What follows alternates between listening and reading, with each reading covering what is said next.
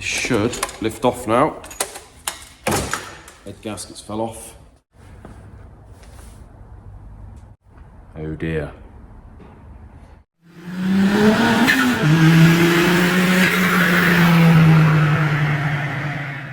I mean, look at that. I have one day off, and that is what my desk looks like when I get back on the Monday. Hi guys, welcome back to the channel. Well, I was off yesterday, unfortunately, but I've had to come in this morning for three reasons really. One, we've got the 8th Cosworth turning up from a gentleman in Surrey. He's driving down here this morning for me to take collection of his engine. Secondly, I'm intrigued to know, as I say, because I was off yesterday, although I'm in non-school uniform, as you can see, I'm intrigued to just get the heads, although one of the heads is off, on the 2 Cosworths that came in last week from the 2 brothers. One of them is a suspected liner drop issue, but I will explain that when we take the head off. And the third reason I'm in is to show you our kit car. We've got it back and we have the graphics on it. I know some of you guys are probably thinking, for God's sake, get over your kit car, stop going on about it. But I absolutely love this car, you all know that. And I'm so happy with it. This is the first time I've seen it. Carlos went and picked it up yesterday, and it's the first time I've seen it, but I think it looks absolutely fantastic. So the story is with this engine. This has, apparently, it's had top hat liners which the customer supplied to a company that obviously did the machining work. He supplied ductile iron top hat liners, so they're the expensive ones. They're the ones that we use, and they're probably £100 odd, £110 plus VAT each. So quite expensive to do the job. We normally charge £100 a liner to machine and fit, and then you've got the £50 to face the block afterwards. And then if there's any modifications to do on the piston crowns, obviously because you've took some off the block, then that's obviously extra on top, all plus VAT, of course. So, you know, this is to fit those liners, potentially just that machining process and fitting them is £1,000 plus for the customer. Now he's had the machining done elsewhere, and he's built the engine himself, and I don't think it's done too many miles, and he's run into head gasket issues. So he suspects that it's maybe dropped a liner. So we're just going to take the cylinder head off. Although it's Saturday and I'm not really meant to be working, I'm intrigued to know. So, and obviously to show you guys, so let's get this head off and have a little look, shall we? Got my little trusty noodle box to put the nuts in. So this, instead of having standard head bolts, this has got the ARP stud and nut kit, which is, because it's a 205 block, it hasn't had the long stud conversion, but it's as opposed to the standard head bolts, they put a stud in the block and one of these fancy nuts instead. So we'll just get these out. See that there is a stud with the nut on the top.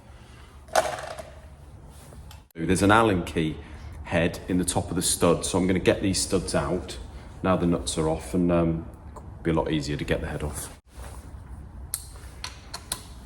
My missus sees me doing this in these clothes, she'll go mad. This should lift off now. Head gaskets fell off.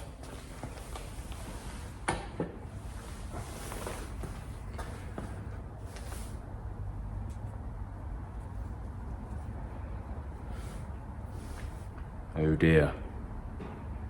So it does appear that the liners have dropped fairly consistently. They all seem to have dropped a bit, although this number 1 has not dropped as much as the others.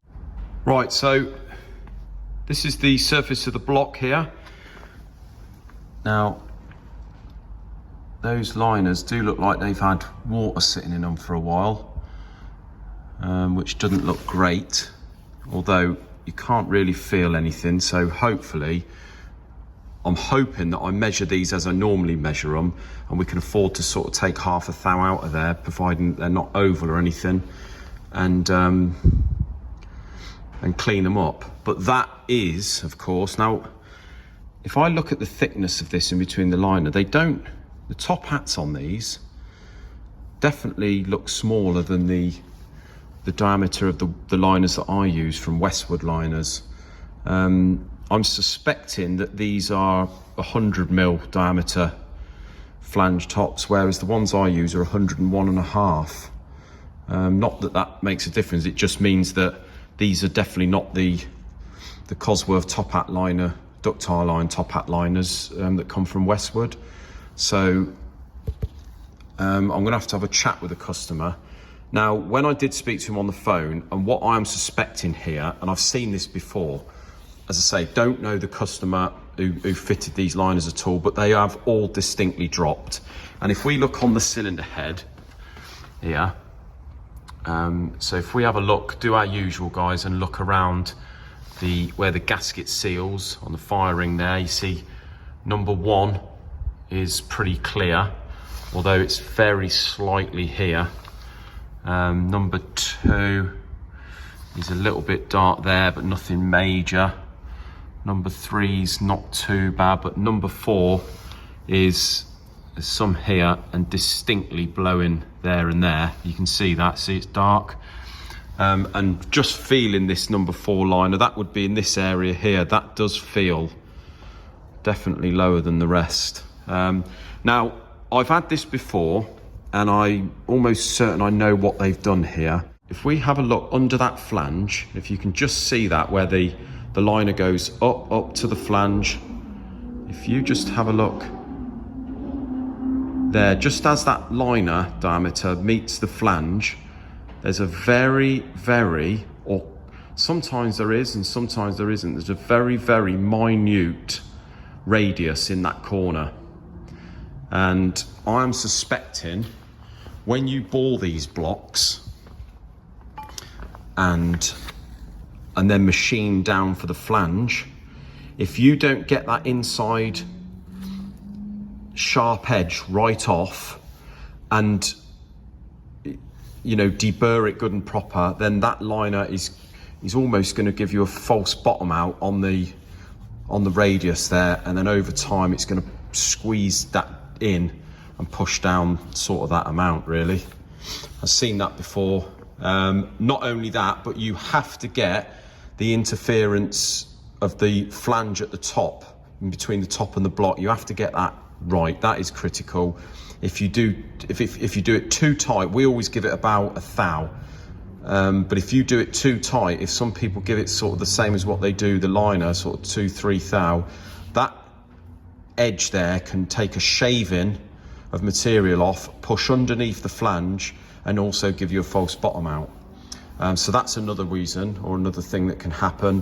One other thing, what we always do is this edge right here. So that edge there, I normally put it in the lathe and put a very, very slight taper on there, just a little chamfer on there. And then when you push the liner in, it's not a sharp edge and it's not going to be removing material underneath from the block. I've fitted a lot of these liners, not just in Cosworths, but I've fitted a lot of them in all sorts of engines, and touch wood, never had this problem. So I can't really, bar just not pushing them down right, it's got to be one of those 4.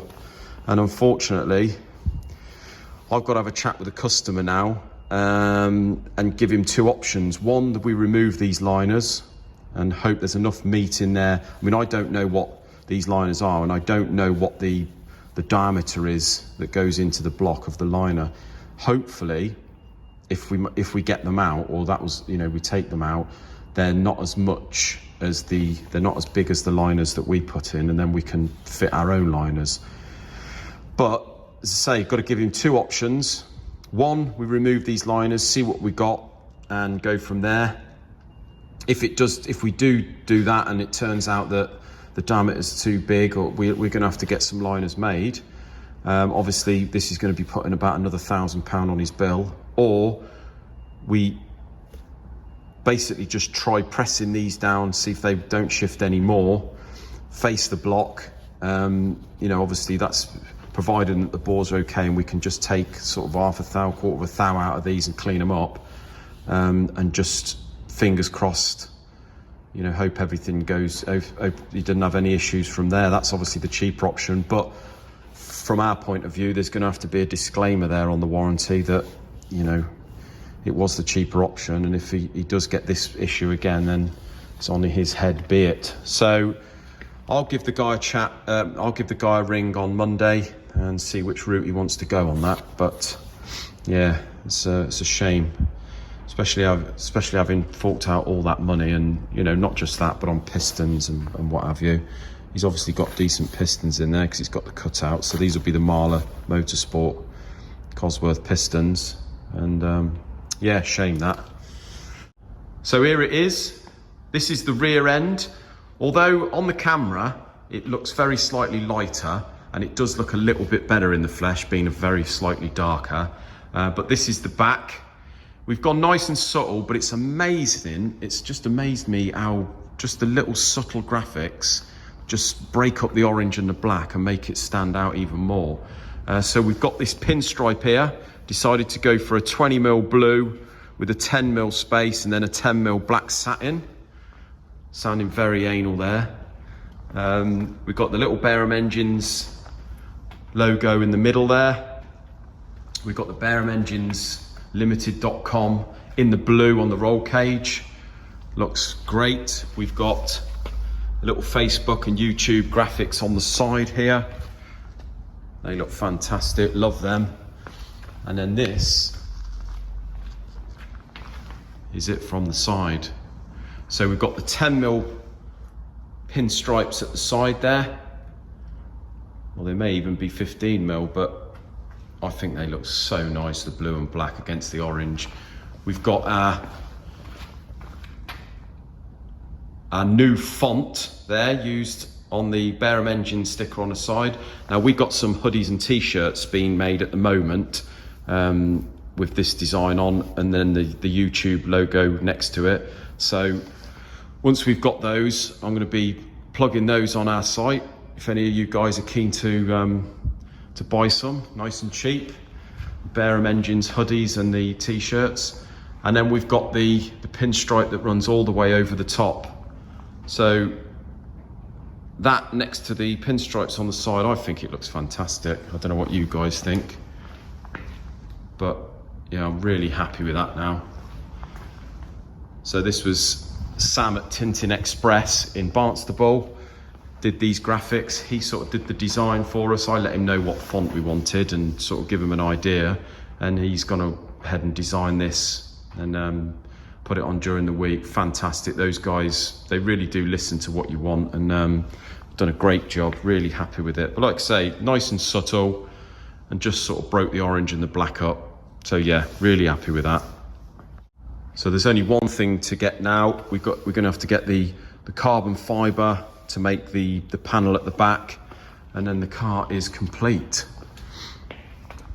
Love it. Can't wait for a bit of warm, dry weather now to drive it hard. I did actually, when I delivered it down to Sam earlier on last week, the roads were a little bit salty, and I tell you what, it's like driving on ice. This thing is lethal. Third and fourth gear, lighting up.